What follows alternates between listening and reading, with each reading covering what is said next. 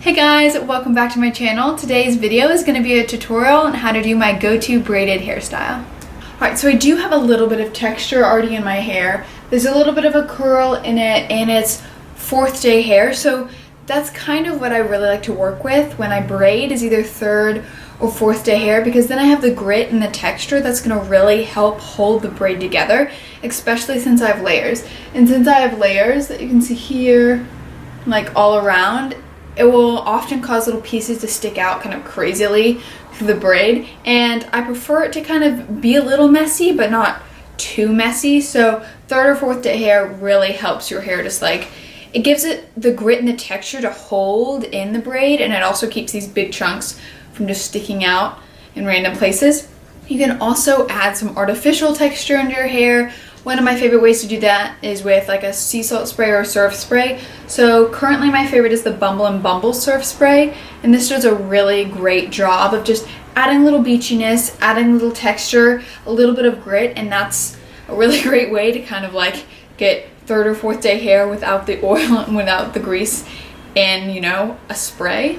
So I did put a little dry shampoo in my roots, and that was because it's 4th day hair for me to soak up all the oil, because I am pretty oily around my scalp. So I did that to soak up any oil, and it's also going to give me a little bit of volume and a little bit of texture. That's in addition to the grime of 4th day hair and possibly, you know, your sea salt spray. That's going to really help the braid hold and give it some volume. So that's the first thing I'm going to do. And next I'm going to brush my hair through so I can, you know, prevent any tangles, because it's the worst thing ever to braid your hair and have a big tangle that's like snagging and kind of messing everything up. So first thing I'm going to do is brush it through. I'm just using a paddle brush because it's easy. It's my go-to brush, and just get rid of any tangles in my hair. And then the next thing I'm going to do is I like to throw a part in. And I'm going to throw a side part because my braid's going to come all the way down the front. I want the side, you know, I want a lot of hair over here because this side I want to be kind of understated. I want the front, this side of my head, to be the statement. So the next thing I'm going to do is I'm going to apply a little bit of sea salt spray throughout my hair.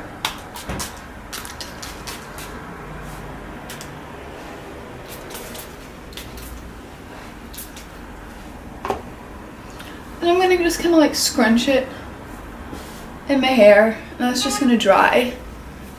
And it's going to take a moment to dry, but definitely I do recommend letting it dry before you start your braid. I mean, you don't have to, but when it's dry, it gives that texture you're looking for.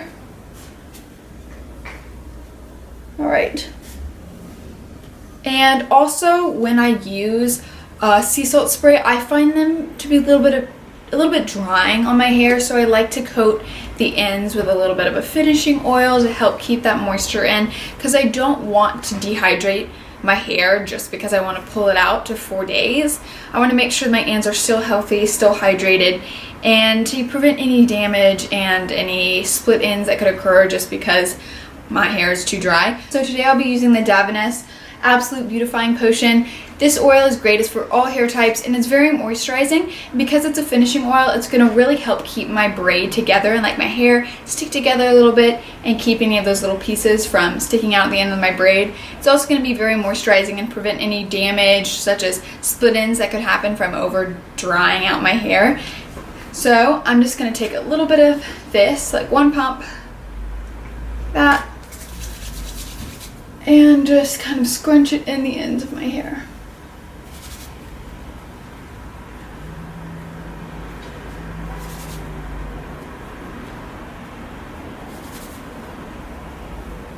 And this isn't going to take away, especially this oil, I've noticed it's not heavy at all. It's not my lightest oil, but it also doesn't alter the texture from that sea salt spray. It's not going to smooth out and soften your hair a lot to kind of, you know, destroy that texture that you've been working for. So that's particularly why I like to use this oil when I braid. So the first thing when it comes to the braid I like to do is I like to section off a piece at the top. So I'm going to section off right near my part a piece that's you know, rather small, but not too small, because if it's too small, it has those teeny little braid pieces that I'm not a huge fan of. And I liked my braid to start off pretty thick. So I'm gonna divide this into 3 pieces. And I'm just gonna regular French braid all the way down my head. So that means take the outside piece and bring it to the center. Take the other outside piece, bring it to the center, and so on. But after I do that first braid, I'm going to take another piece from the outside and add it to the center along with that original piece, and then take this outside piece, add a piece of hair, and bring it to the center. Just continue on. Another note is I take smaller pieces from this side and large pieces from the outside towards the crown of my head, because I like to keep the braid pretty close to the front of my face. And I'll kind of finger comb my hair as I go to make sure my sections are nice and even. Well, not necessarily even, but nice and neat looking. And I keep this braid pretty tight because I'm going to loosen it up in the end, and it's much easier to loosen up a tight braid than to loosen up an already loose braid, if that makes sense, because you're not going to get that desired volume fat braid look that you're going for.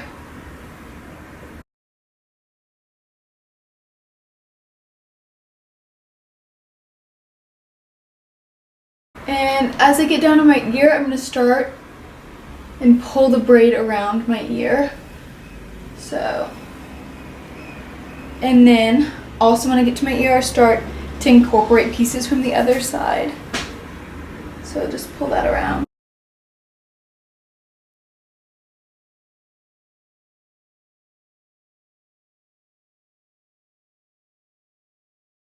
Make sure you pull that piece, those last 2 pieces that you've incorporated in, really tight.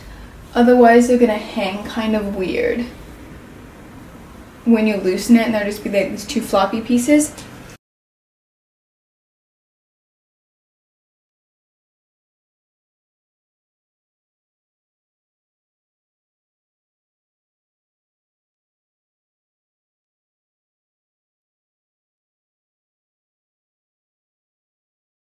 Once I get to the bottom, I'm going to hold those 3 pieces. You can start to pull out the pieces.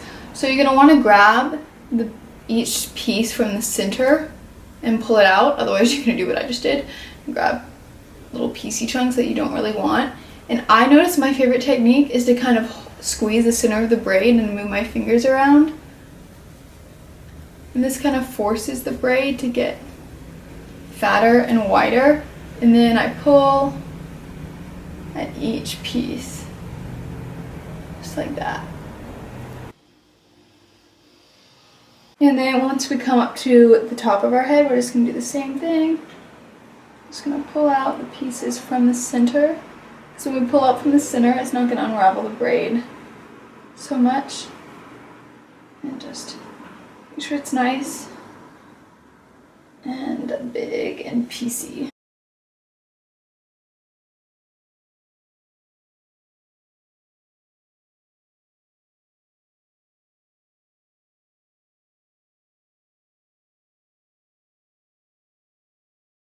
So just keep pulling it out as much as you want until you're happy with the results. Then you're going to take just a little clear elastic and finish off the end. Just like that. I'll come back in and I'll pull it out a little bit more with the end out, or the end tied. I think that really helps me get the big fat braid style that I'm looking for without all that tension from holding onto it. And then I'll come back in, widen it up anymore. All right, and that's your finished braid. It's that easy. It usually doesn't take much time at all. It takes me about 5 minutes. It's one of my go-to easy hairstyles for just like effortless dirty hair days. But if you're worried about making sure all the pieces stay in, you can finish off the whole look with another little spritz of sea salt spray or hairspray whatever you think is easy. Alright, well that's the finished look. I really hope you enjoyed. If you're interested in keeping up with me, you can subscribe down below to see more video content, check out my blog allagray.com, or keep up with any of my social medias. All the links are down below, but thank you so much for watching. Bye!